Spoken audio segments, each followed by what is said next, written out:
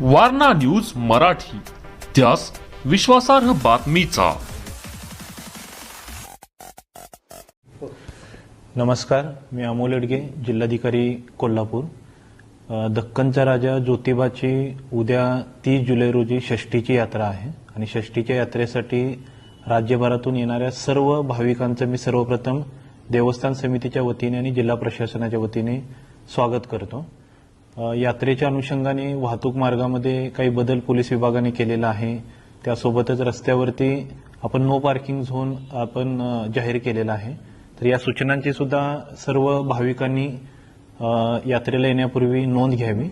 त्यासोबतच यावर्षी षष्ठीची यात्रा पूर्णपणे प्लास्टिक मुक्त आणि स्वच्छ यात्रा असे यात्रा आपण साजरी करण्याचा संकल्प प्रशासनाने, जिल्हा प्रशासनाने आणि देवस्थान समितीने केलेला आहे।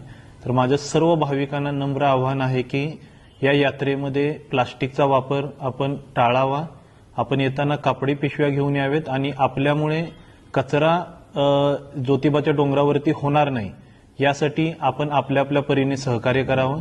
दरवर्षी यात्रेनंतरच्या दुसऱ्या दिवशी ग्रामपंचायतीकडून स्वच्छता करत असताना मोठ्या प्रमाणात प्लास्टिकचा कचरा आणि जो आपण कचरा टाळू शकतो तो निदर्शनास येतो। तर यावर्षी सर्व भाविकांनी सहकार्य करून प्लास्टिक मुक्त यात्रा करण्यासाठी आणि स्वच्छ ज्योतिबा डोंगर ठेवण्यासाठी आपल्या परीने सहकार्य करावे। धन्यवाद। Subscribe now and press the bell icon. Never miss an update.